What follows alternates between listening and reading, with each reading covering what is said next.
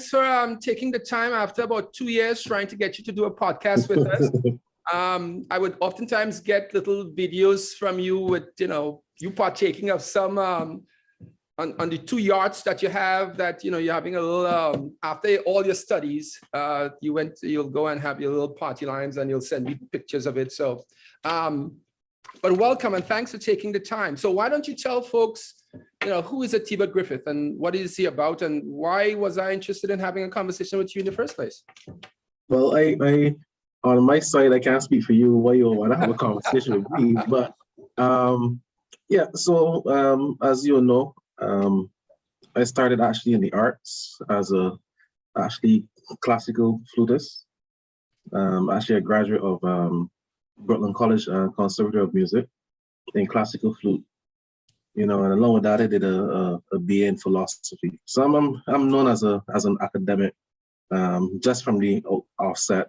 But then, eventually you start to mature in life, and you realize that everything isn't academics. So from that offset, I actually branched off into economics after that. Economics, whatever you want to call it, right. Potato. And I got into something called computational economics, where you actually mix the mathematical methods and statistical methods with economics. And one of the challenges that I had in economics was the human factor, yeah? So I realized, you know what, I'm going to put it out there, I actually lack empathy. I had to learn. That's a skill that I had to try to develop, and I'm still trying to develop. My initial score on it was 2 out of 10. Oh, wow. But yeah, so the thing about that is that economics, the type of economics that I was doing required me to understand a lot about human behavior, group behavior. So a Professor Chanowitz, Buzzy Chanowitz at Brooklyn College, he told me, you know what, come and take my industrial psychology class and see how you like it. So I did that at the graduate level with him. I ended up taking 5 instead of 1. By the time I was done, I had 5 courses. He told me, well, you just don't write the thesis. And I told him, but you know what, I'm an econ major. So he said, okay. But it helped because I got involved in social theory, group dynamics, the human factor, right? So from that, I had a little advantage over some of my other colleagues who just did straight economics, theoretical computational economics. Right. From that, I put that on the back burner, not too much. Came back to the Caribbean when I left the US. And I won't call the professor's name, but they pretty much gave me the opportunity to have a pretty decent scholarship at UWI. And I did some scholarly work there, doctoral level research, which led me back to New York to do my electrical engineering master's. So yeah, as I said, as an academic, those things happen. But after UWI, you will know back 2 years ago, 3 years, actually it's longer than that. That's about 6 years ago when I left UWI. By then I was a mathematics lecturer. And I transferred that skill pretty much to become employed at our esteemed Caribbean Examinations Council, the CARICOM institution. Back then things were very settled. I left UWI as a career move, being that there were some financing issues that was floating around UWI for years. They had those financial issues. And one of the things that you learn about in the Caribbean is that last in, first out. So I was one of the younger lecturers, so I made that conscious decision not to be one of those last in, first outs. And it was a good opportunity. Went to a CARICOM institution, being appointed an official by the whole of the CARICOM members, which was a pretty big deal for me. So I saw it as a thumbs up to take that road.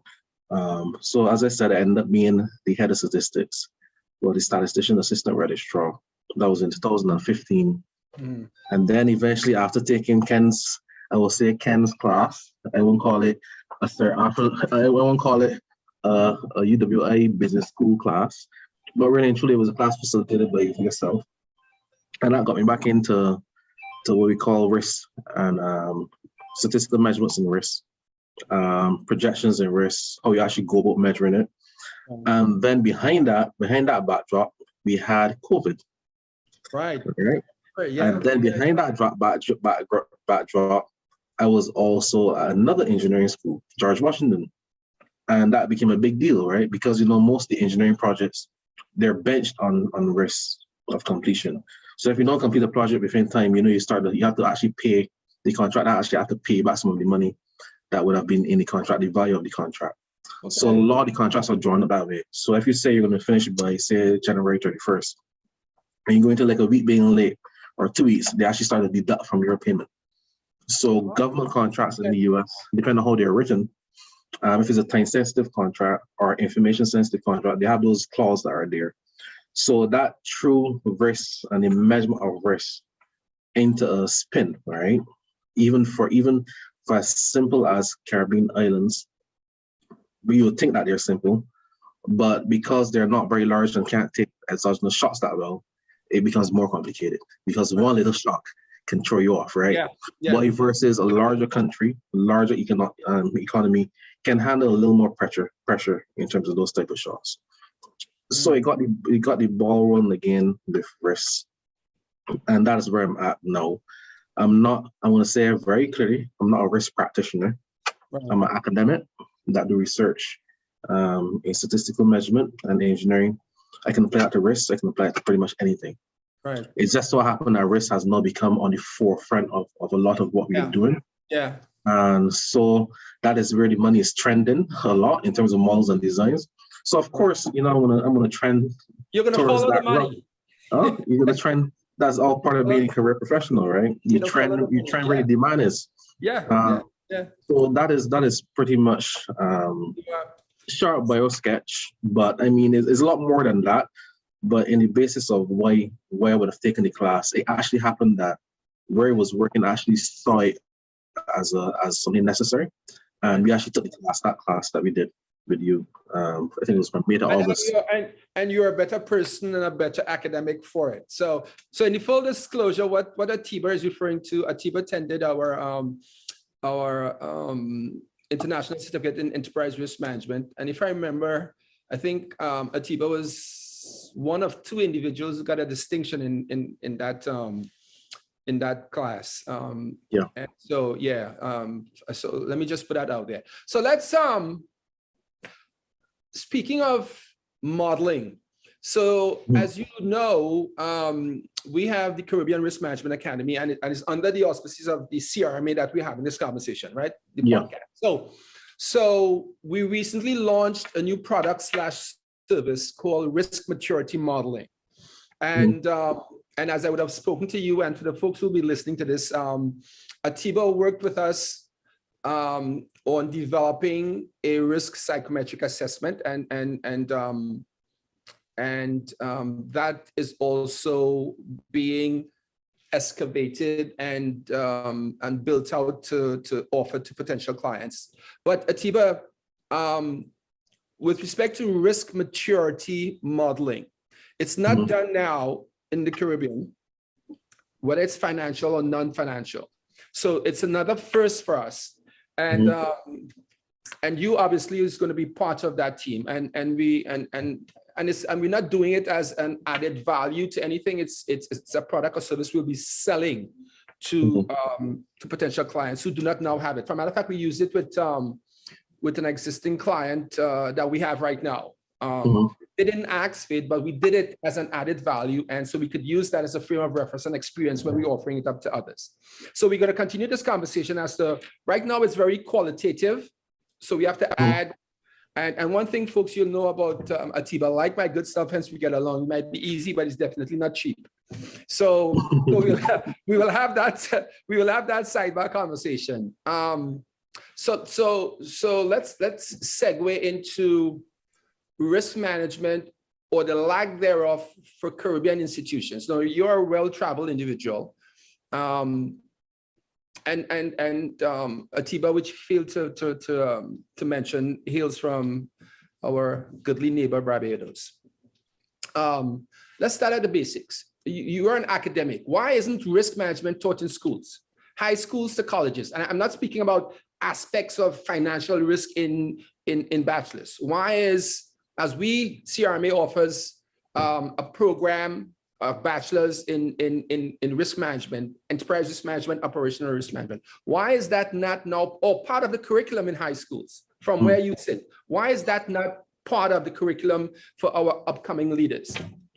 To teach them about lateral thinking and the things that you have learned, because we will get into this human behavior and human factor, which is the predominant risk in any field of study. I'll come back to that. From your perspective, why is that not part of the curriculum in Barbados and elsewhere? Well, think of it this way, right? When we started, so how I see it, and I'm gonna reference the academia, of course, because it's an academic question. Yeah. When the Caribbean started doing engineering, right? It was engineering across the board, right? It was engineering, so you had to be good in math, physics, chemistry, you know, and the most general one was mechanical engineering. Right. So if you had done mechanical engineering, you would have been able to work in most of the engineering fields. Now, as the world becomes more specialized, remember there's always the demand, right? So unfortunately, unless you have the foresight to see where the world is going at a certain level, you're not going to see it as necessarily a priority item. Now, I'm sure if we do a measure of how many new risk programs have been created since COVID, right, you will see that there's a huge exponential increase in the amount of programs being offered. Now, what happens, unfortunately, is that we model our system, our education system here, colonial system pretty much, is measured based on the larger countries. Right. Now, the larger countries, however, they model based from primitive. So they want you to learn about education in the US, they go from primitive level, they go from prime. So meaning if they see a child, right, exhibiting a certain level of behavior or skill, they have programs for that child to go all the way through. Yeah, true. Well, however, we look at the industry. So we look at what jobs are popular, and then we model our higher education system off of that. So you will see in our system, you have lawyers, you have a bunch of doctors, but you don't have extremely highly skilled technical individuals that came after. Because for example, a mixologist makes way more than a beginner's being a lawyer. A mixologist travels and design drinks, chefs, executive chefs, they make way more. Yeah. 3-star chefs make way more than a lawyer, right? Yeah. Now, to answer the question directly, no, because why don't we have it in our primary schools? Because we don't see it as necessary. We don't see it as a priority. Our priorities, unfortunately, based on our financial system in terms of funding of education, is heavily funded by government. In the US, you have schools that are heavily funded privately, and they have the ability to create programs, not at will, but they have the resources to do the research, design the curriculum, design the testing measures, get the child through the system, and that child becomes a specialist in that area. Our system is based on a batch method. So unless the batch is going that route, the program wouldn't be created.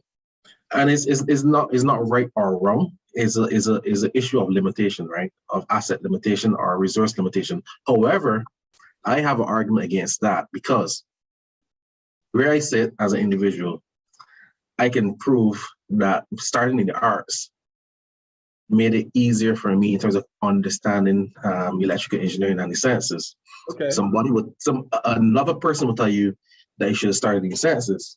So I can argue on both sides. So for me, one of the main issues that we have, and we will continue to have, is that when we speak about risks, right, the first risk that comes to mind is financial. Yeah. In the Caribbean, when you say a risk, the first thing you think about is financial. It's only recently, not in Barbados necessarily, but in the belt of the Caribbean chain, that you hear a lot now about disaster management. But disaster management is not risk management. Well, we know that. We know that, but I'm just saying when you speak to government officials. So then, how do we? And so, so we pride ourselves. So one of our competitive advantages is that we are now doing and pushing the envelope in risk management that no other entity is doing. None across the Caribbean, right? Mm-hmm. So But let's stick with that. So what we have started doing by one of our mandates is going and doing pro bono workshops in high schools. Right? I think your former drinking partner who says he could never keep up with you, Dr. Kirk Douglas, has identified 2 schools. I would ask you to identify probably one, maybe your alma mater, I don't know. You didn't go to the same high school as Dr. Douglas did you? No. Kirk is a little old. Kirk is a little more aged. Well, yeah, I know that, but when you get to the bar, there's no drinking age group. So, what we have started doing, and for the folks, my colleagues who are online here, I think next week we're going out to a school in Deep South in Trinidad to speak, to do a risk workshop, right? Okay, but fast forward to where we are in 2022 going forward. There are two things, there are 2 elements, there are 2 practices that should be compulsory. And one is probably more so than the other. And I call them the denominators across the universe: technology and risk. Technology and risk management, right? So there's more technology because they have computer science classes and all that kind of stuff. But there's nothing now, even at the university level, Atiba Griffith, where you can go and say, they're offering a bachelor's in enterprise risk management or operational risk management. None. We have one, and we're working with a university to offer it. So how do we get the government to do that paradigm shift to say, okay, these are the things. These are the curriculums now these are the types of subjects that must be added to our curriculum. How do we get, and you have a new, today's election day in Barbados, so by midnight, we'll have a new government. How do we reach these decision makers? Right, so the thing with decision makers, the decision makers in terms of behavior, remember you have things that guide their behavior is ideology, practice, which develops into a habit. So you have ideology, habit, and comfort, right? And the last one that I will mention, I hope people don't use my model in terms of decision making, but you have your ideology, which incorporates your religious beliefs, etc. Right? Yeah. Then you have your practice, which becomes a habit, right? And then you have also what we call comfort/fear. Now, most people make, in terms of governments, most government I've seen just from practice, what I've seen is that they make decisions based on comfort because they're in a position that they're not going to shake too much, right? They make that decision based on comfort and ideology. So unless an ideology is linked heavily to your behaviors, it guides your behavior. Now, what you're speaking about is behavioral change. And once you go down those lines, you know what happens. So behavioral change is required. Unfortunately, a behavioral change of that magnitude takes years, sometimes a decade, sometimes a generation. However, what you will need to do is to plant the seeds, little seeds where you show that it is beneficial to the public, or what you call the general good. It can't be a selfish benefit. So one thing which you can show, even if you do work in the schools, that cohort, right? And these being sort of trace students. You trace them, meaning you try to stay in contact with them, you get their names, where they go. Then when they start to develop into having, their own speech, they can speak of complex matters. Then you reference back to that initial contact when they were exposed to it, right?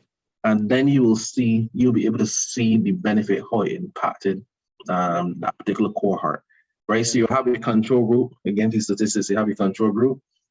And you have a testing group. The control group is the one, in this case, the one that didn't do anything. And the testing group is the one that you use the validation of the information, right?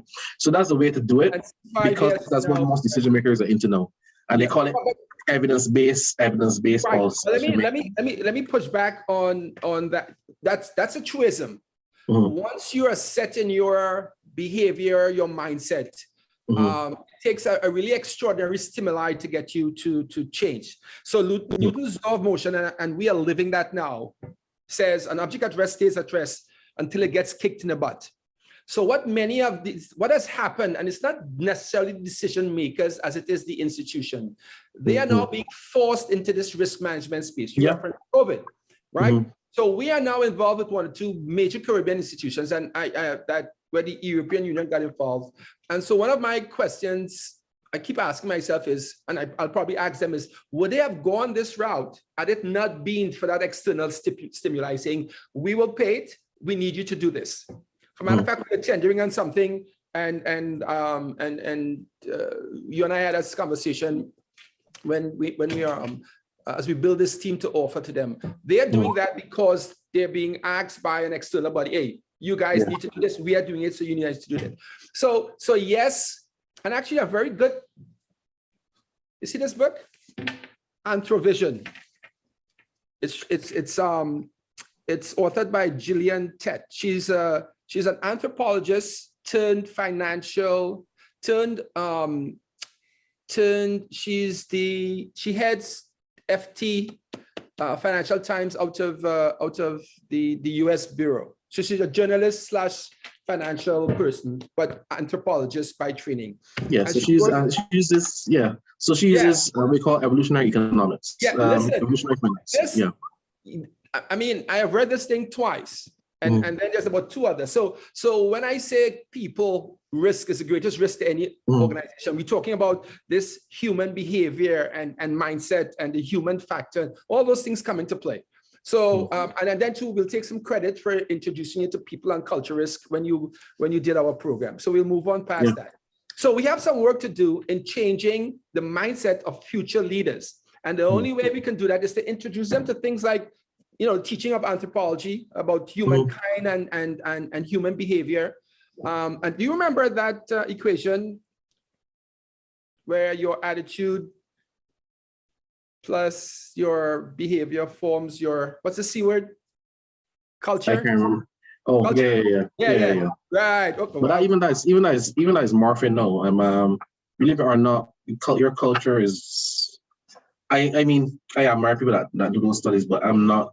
Those studies are very complicated. They require a lot of time tracing.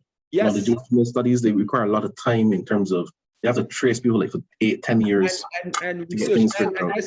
So one of the things in this book, and is why men started growing their beards during COVID.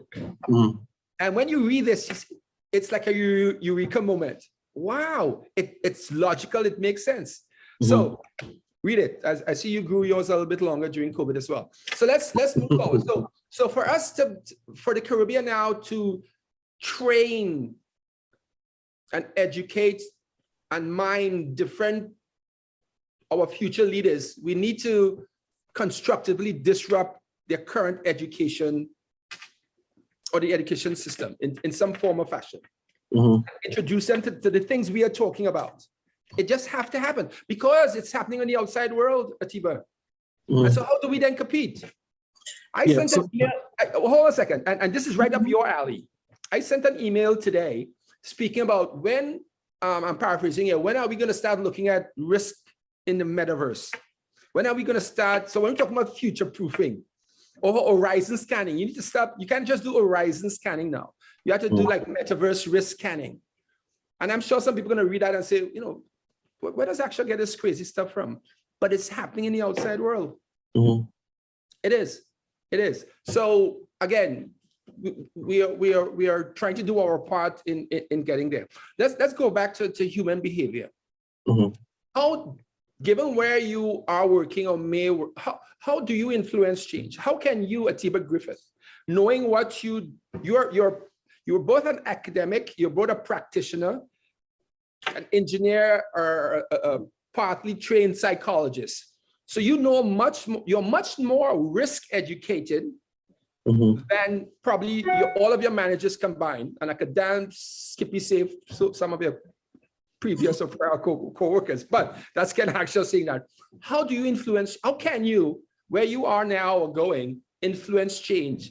How human behavior change to benefit your organization? How can you do that? Because you can't sit and knowing what you know and be part of 4 or 5 individuals working close to you and not try to infiltrate their psyche. So what's your plan? Yeah, so one of the things that I learned very quickly from my dad, he always used to tell me, if you're not the decision maker, have no opinion.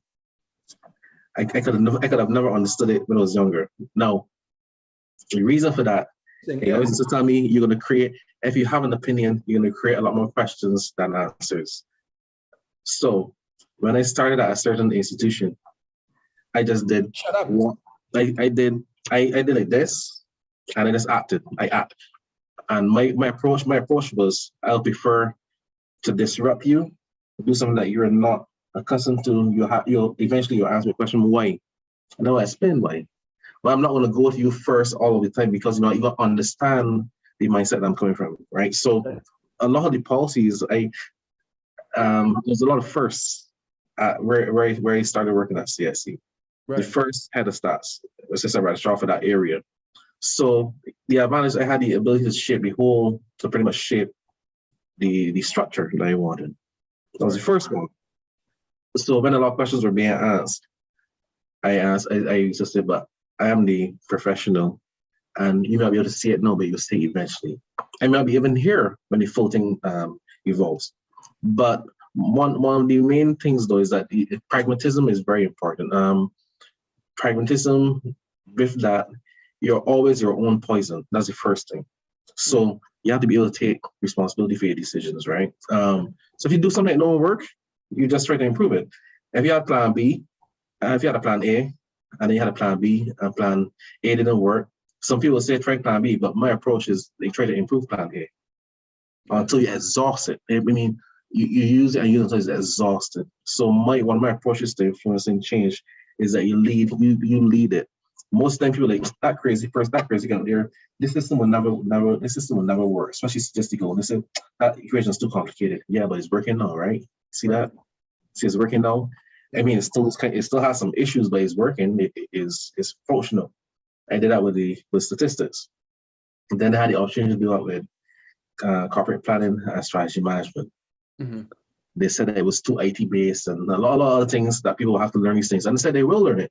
People go on machines. I mean, up to this day, Apple phone, you will not get a manual. They don't give you a manual. It's just intuitive. So once you structure it in the way of the way humans learn by sight, touch, hearing. Yeah. And that's what these do. iPhone doesn't come with a manual. People just naturally come and they start to use it. So that was one of the things in terms of influencing change. You have to make it palatable, but still make it useful. If the change is useful, people can see the usefulness. It's easier to always adopt. If people cannot see the usefulness of it, it's going to be an uphill battle. And I found that out, especially in my area. We call difficult areas that people don't usually like. Mathematics, engineering, statistics. I mean, those areas you have to work to become good. Classical music performance, you have to work. You just can't pick it up and be great. You have to constantly practice. So the thing will change. You have to be the change. You have to lead it. So is that what you're planning on doing in this new environment? So again, how do you infiltrate? Because you're going to get some resistance. So you wouldn't meet folks who think like you, obviously. Yeah. So how do you then get them to change their attitude? What tools do you have in your toolbox? You cannot beat it into them or explain it away. So how do you bring them along that continuum of change? Well, sometimes I will give you an example. When I was at UWA, when I became a mathematics lecturer, right? So my first degree is in mathematics, yeah? Mostly you'll find those individuals that have the first degree mathematics, master's mathematics, then they may do the PhD in something applied or whatever. Now, when I got at UB in the mathematics program, I told them this is a problem. The curriculum is an issue, right? They go down in line, and that was 29, 30. I was 30, 31, 29, 30, around that age. Yeah. And I told them this is a problem. This curriculum isn't going to make any sense to a student coming from high school, right? So they gave me the first course that you will take at university for mathematics, in the actual mathematics, computer science, math, and physics department, right? Mm. That same semester, I taught the course how I taught was best, because it was written very loosely. It wasn't really very structured. So you have some people coming in and teaching some things that they think it should be, or and the students sometimes won't pass the examination. In most cases, you have failures up to 70%, right? So at that point, it was like, it cannot be the student. It has to be something else. So what I did, I led the change.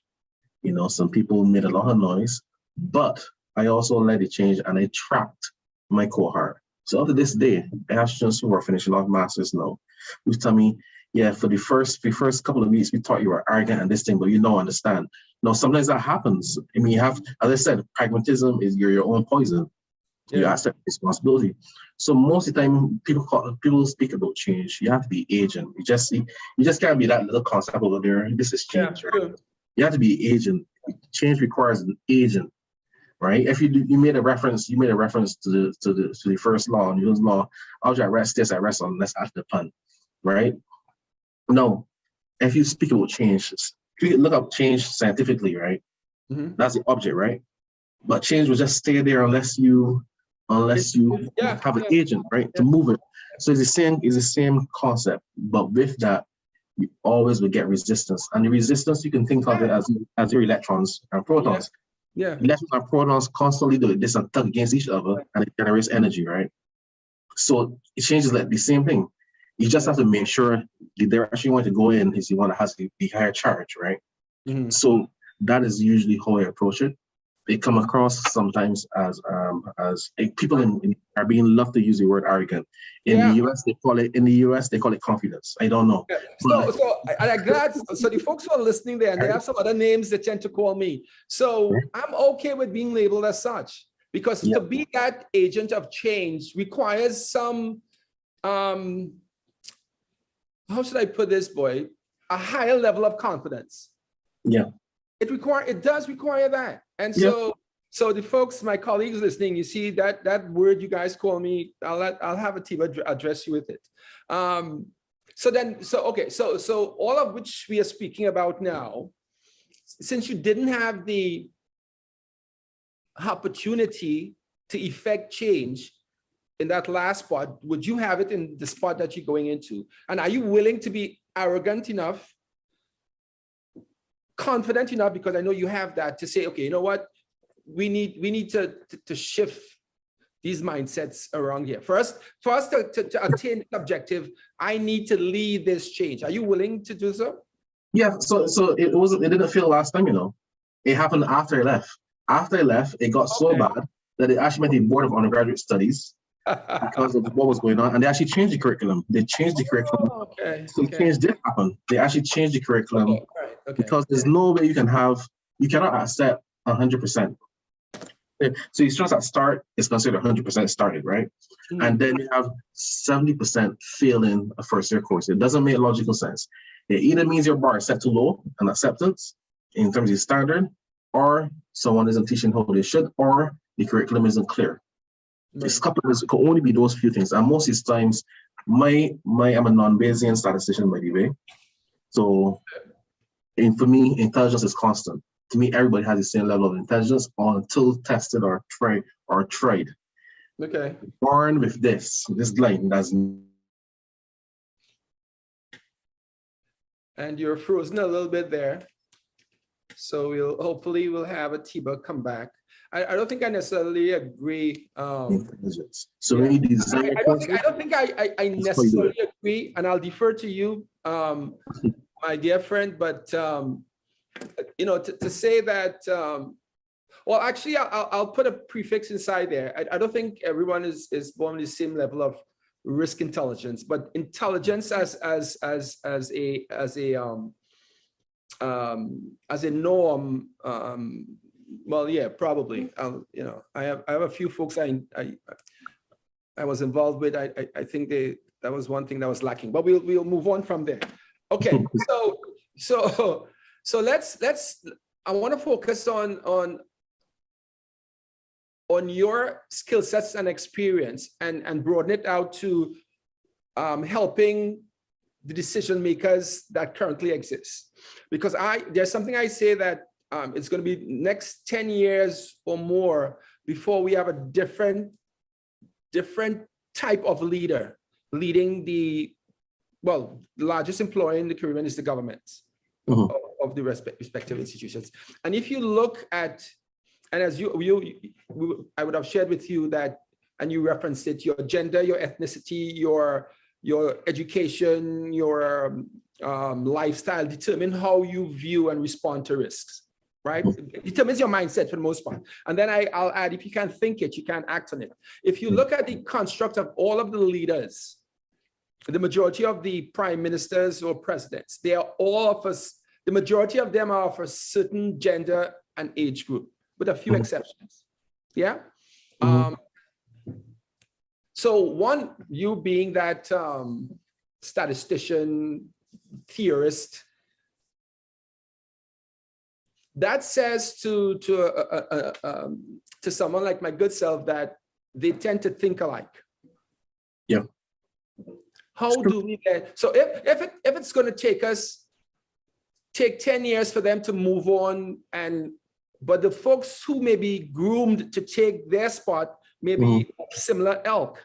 So I guess the question I want to ask is, how do we get to the higher level, the decision makers, to say, okay, that which you knew for the last 20, 25 years, what you learned in school 50 years ago doesn't apply here. How do we get these guys, and some of them have pretty authoritarian thinking that if it's not my way, it's the highway. And they continue to make some pretty bad decisions. And COVID has exponentially, in my mind, demonstrated some of those bad decisions. So how do we get the leaders to start thinking differently? If you were hired as the Caribbean manager of mines and people risk, what would you deploy to help assist the current group of leaders across the Caribbean nations? And I'm talking the ministers, the prime ministers, the true decision makers. Right. So the thing, those approaches, you're dealing with 50, most of them are at least 45, 50 of that alley. Older, yeah. Right. You think about those, I don't want to use Warnian philosophy, but it is really, you cannot teach the old dog tricks. However, you can show that his tricks don't work. Right? No, you have to be very careful with it because you don't want to crush people. However, in most cases, and I can reference to Finland, they create something called legacy. So when an individual gets to a certain age, most of them around 55, they start to think about their legacy, what they're going to leave. Right. What you need to do, you need to find that person that they have identified as their legacy, because most of the time they're looking to find out what's going on, what's new, what's trending, what's going on with the younger generation, what is new in the world, and that person is their influencer. Believe it or not, a lot of the leaders, say 55, 50, or that age group, they listen to some of the younger individuals. However, the younger individual have to be educated enough to show them, or at least expose them to what is really going on. Now, luckily for us in the Caribbean, our governments they're complicated, yes, because of our exposure to the world, right? But one thing that we can do is that we can influence, not necessarily we can force them to make a decision, but you can start to influence from where you sit, meaning that if you have a cabinet minister, right, as we will call them, and the minister is responsible, say, for security or home affairs, make it easy, home affairs or attorney general, right? The policing that you used to do before, where you could have taken someone, drag them, put them in a cell, lock them up for 48 hours, question the hell out of them, don't give them coffee to make them anxious, etc. Those techniques, and get an answer that you wanted. Those days are done. Now you have cameras pointing in all directions. You can see everything that's going on. The cameras are audio enabled, so you can hear also. Now, how do you execute that type of policing? That is where that person that is training risk will come and tell you, but if you do this and caught on camera, it voids the whole system. There's no community trust, right? So my approach is that you need an influencer. You need to get somebody, if they're already, that's good. But the way to penetrate those systems is to get in to that circle as an influencer. And these things happen these things it isn't necessarily a lot of work.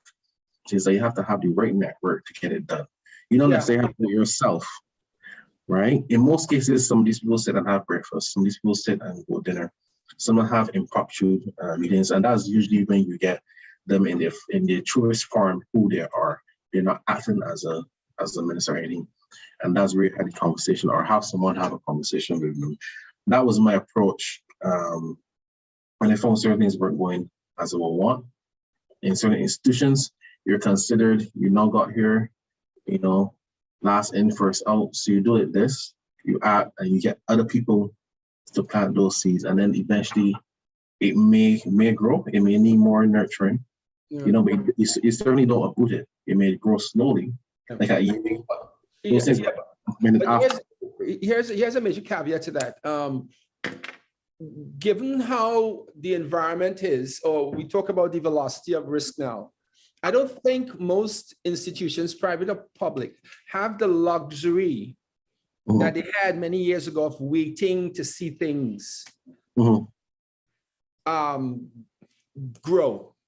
Because while, I mean, it has to happen, but so many, and I'm going to say so many bad things, and then there are so many opportunities that could be missed if your team or the decision makers aren't up to speed. And so to what we were talking about earlier, some of the major Fortune 100 companies, they're hiring anthropologists. They're hiring, they have chief behavioral officers now. And why is that? It's not to talk to the machines. It's not about AI. That's to deal with the humans. Yeah. So if that's being done, and we love in the Caribbean to emulate, why isn't the focus on our some of our major institutions and the private and public? Why isn't human behavior part of the conversation? And I'm telling you, it's not.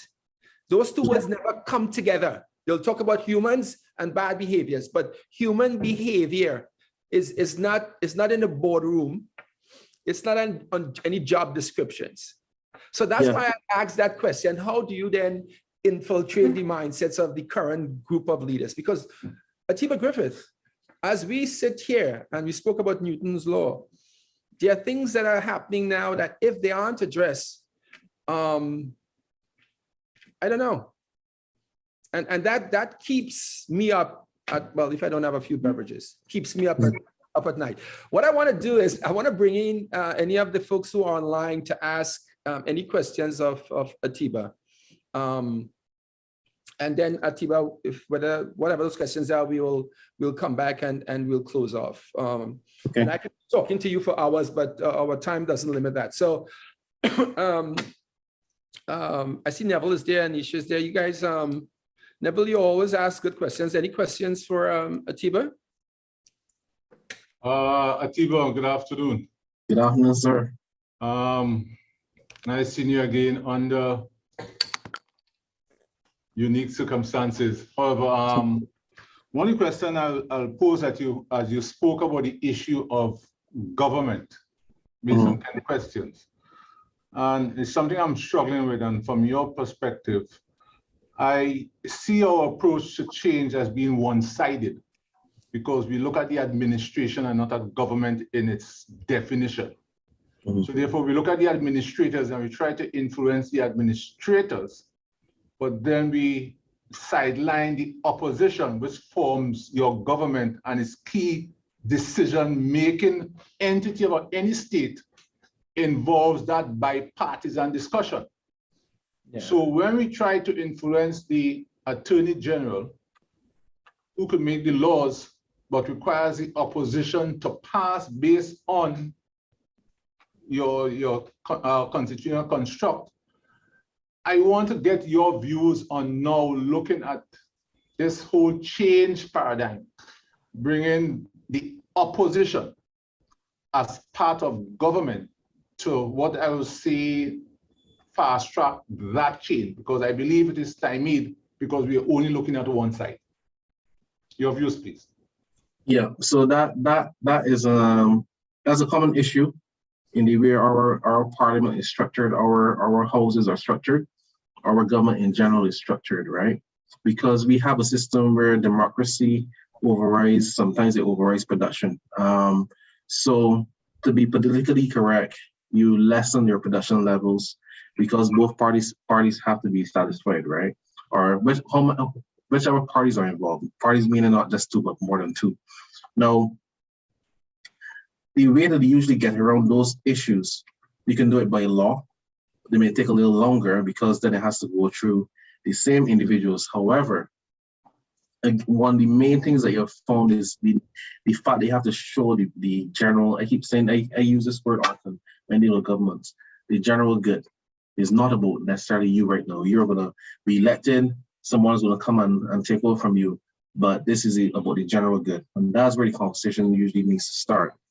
Too often you find the conversation start at the point where you're in power and you're the opposition, so therefore I'm going to give you trouble. Even if it's a good bill, I'm going to give you issues because that's just what we can't do, right?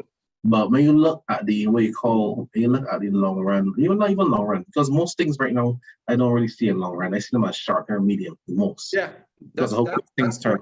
Yeah. Right? So you have to show that, but even when we leave, this is our legacy this is what we left here, right? So forget all these partisan politics and look at, what, at the end of the day, when we leave, when we demit office, these are the things that we can say, I did this, we did this together. But let me push the envelope, and that's a good question, Neville. Given what you have learned and practiced in human behavior, so bring your psychology, your anthropology knowledge, what tools we can put in the toolbox if they hire you to bring the parties together to think alike for the betterment of Barbados.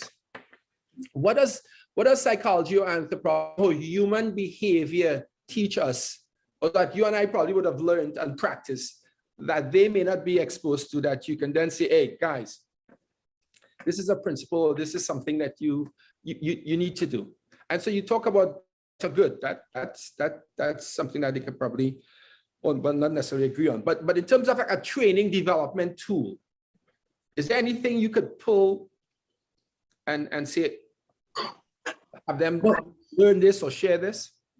Yeah. Are we talking theory or as an academic? So how would you train the minds of these guys? Right. So as I had mentioned before, remember, indeed, when you come into the government, you come in through a ticket. You come in through, in most cases, you come in through a ticket. You're elected, or the person elected bring you.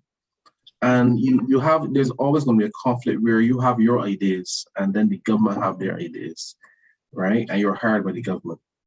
But my approach, and I had mentioned before, is not that you forget all of that.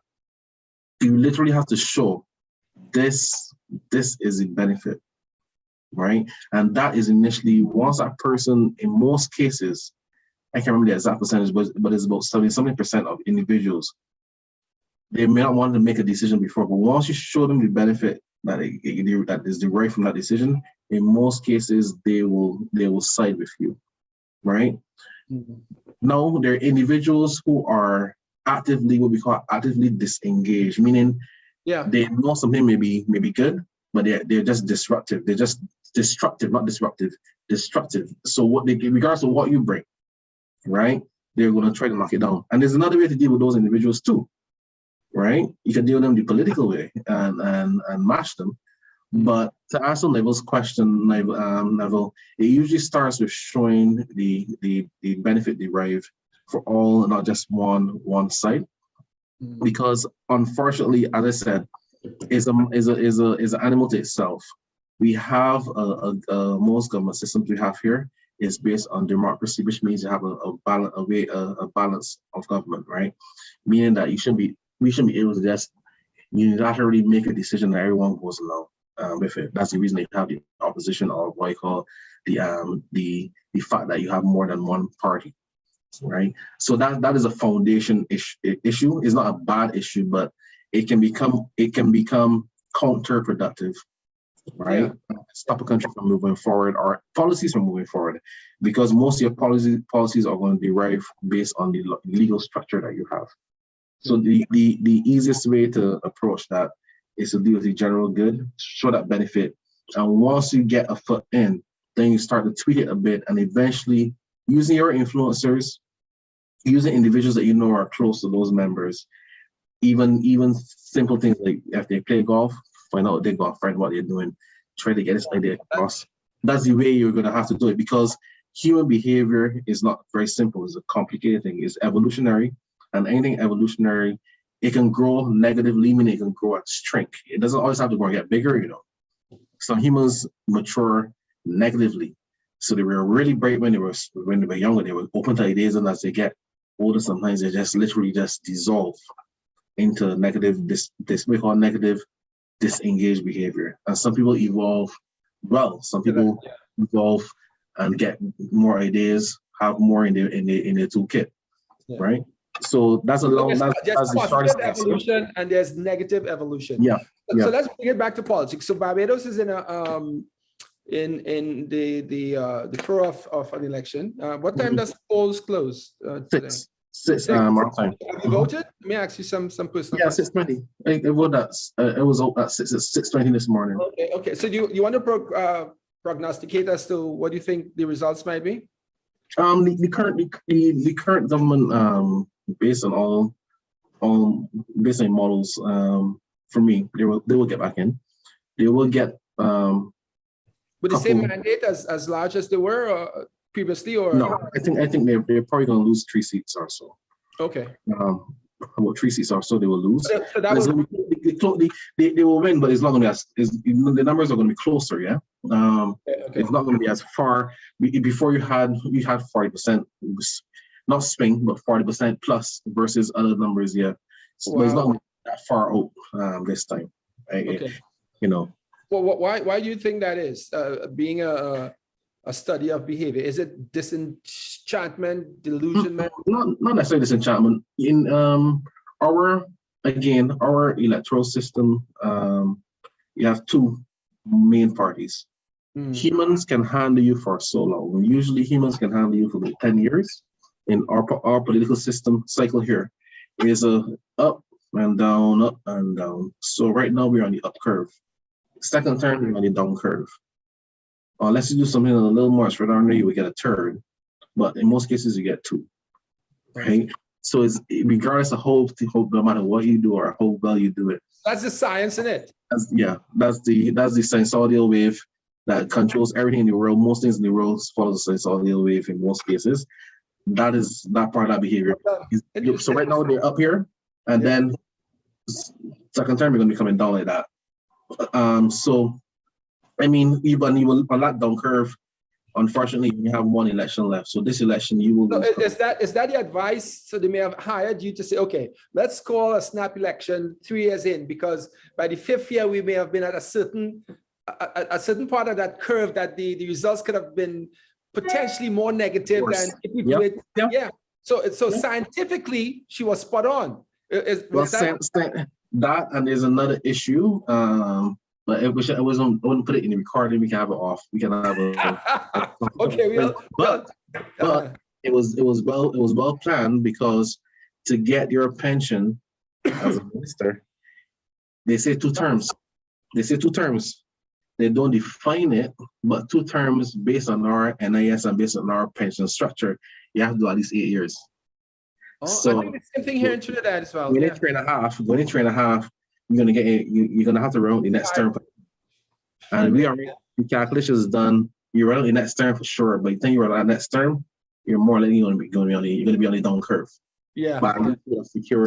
So by your estimation, the scientists that you are, no snap election within the next 5 years. They're going full term. Well, if you do that, you're not going to get your as a minister. If you do 2 terms. The new ones, at least, the new ministers that came in wasn't in government before. They wouldn't be eligible. It hasn't been consecutive. You're gonna have an issue. Yeah. So I don't see it happening. Stuff like this, unless a no confidence motion is called, which is another thing that can be a possibility. You never know what will happen. Yeah. Right? When internal politics. And there's a mechanism for that. And if that happens, you will lose your. Well, some of them are guaranteed their pension regardless. But I'm saying if that happens, the psychology of the leader they wouldn't, they wouldn't necessarily, I won't say allow it to happen, but the psychology of that leader, they want to leave as a winner. They don't want to leave with issues. Issues. Yeah. So As with most of us. Yeah. We want to leave on while we're on top. Yeah. So Atiba Griffith, I want to thank you tremendously. I mean, I could talk to you, we've been trying to do this, and I'll send you a message and you respond 3 days later. Oh, by the way, God willing, all things being equal, I'm in Barbados. When are you going the other spot? Well, I'm not going to go there anything soon, given their management. Not saying management, given their COVID situation. Okay. Yes, I'm going to go there anytime. I won't say. There, are you guys still under curfew in Barbados or no? Yeah, curfew is 12. Midnight to what? Midnight to 5 a.m. Oh, you still have a curfew? Mm-hmm. Oh, even during the election time now? Yeah. And I won't say certain things on recording my camera, but the curfew is there to guide you. I would say you should follow. I know to whom I speak. So you should follow the directives. Right. So all things being equal, I think the second week of February or so, I'll be in Barbados, and so we'll talk. We'll have to talk later on this week as we plan this out. So I want to thank you. And again, if you guys missed it, you will have, for those who follow us, you will have a lot of opportunities to interact and engage Atiba. Atiba is one of the lecturers on the International Certificate of Enterprise Risk Management offered through the University of the West Indies in Cayville. And he is part of our consulting base. So you will have the opportunity to challenge and question Mr. Griffith. I said about him as I say to myself, if you have to shoot a shot over his bow, make sure you have a bigger gun or more bullets than he does. Yes. So I want to thank you, Atiba, for taking the time. It was informative, instructive, and fun as usual. Okay, thanks for having me again, Ken. Okay, man. Okay, cheers. Okay. Be good. We will catch up. Take care. Okay. All right. Cheers. Yeah, bye-bye.